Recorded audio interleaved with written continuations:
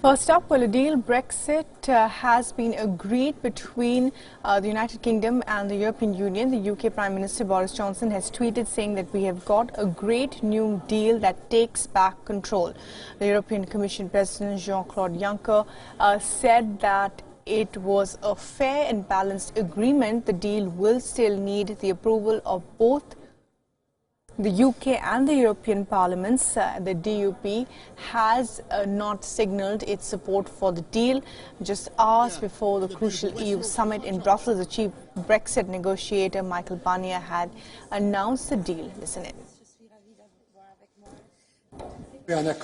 We have arrived at an agreement with the British government on an ordered withdrawal of the United Kingdom from the European Union and also on the framework for our future relationship.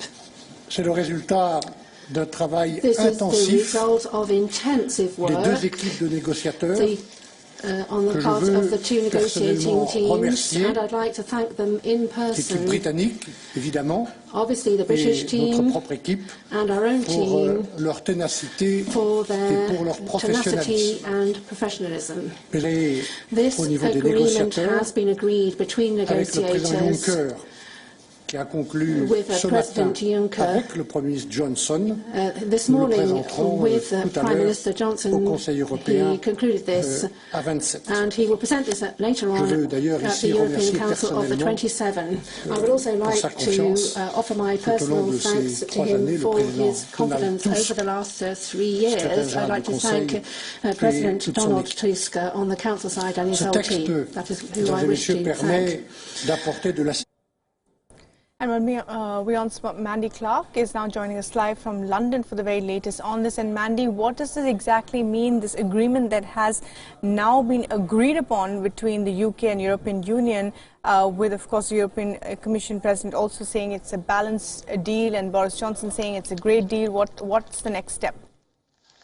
Well, the next step is bringing it to the British Parliament. And if you remember with Theresa May, when she got a deal, this was the ultimate stumbling block to get it past Parliament. Now, the challenge, Theresa May, remember, had a small majority and she couldn't get it passed.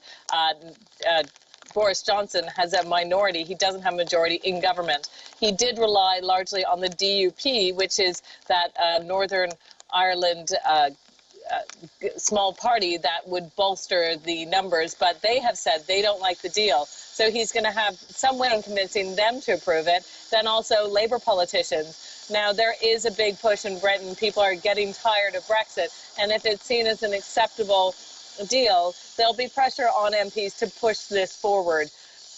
Whether or not that goes through will largely depend on this very small party called the DUP, which has currently enormous amounts of power. So if Boris Johnson will likely be talking to Arlene Foster, the head of that party, to try and get her to push it forward so a deal can be done. But it could also fail at Parliament. And if Parliament doesn't approve it, then the deal is dead.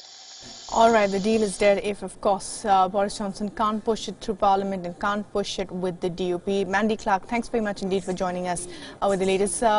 The chief negotiator for Brexit is still speaking. Let's listen in. In a democratic way by the Northern Ireland Assembly.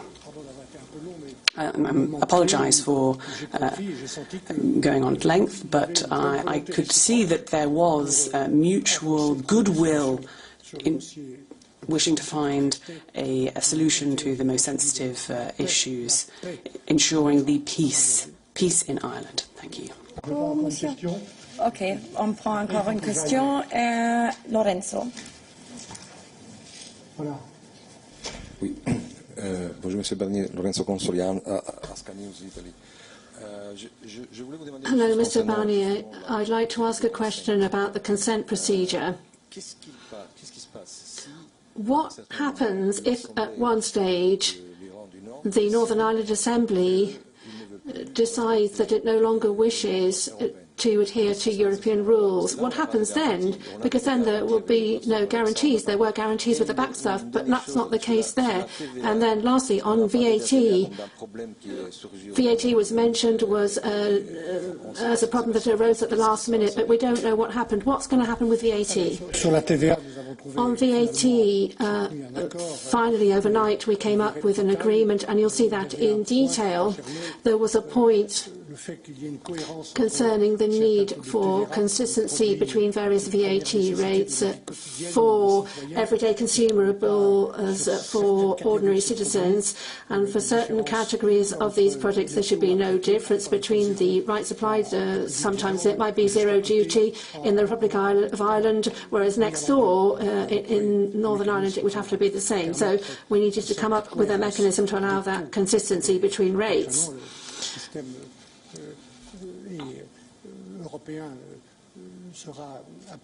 So the European system would apply on that premise in Northern Ireland. So we're concerned about the consistency between the systems. Obviously, for all businesses which are paying a lot of attention to that, both in Northern Ireland and in Ireland, there's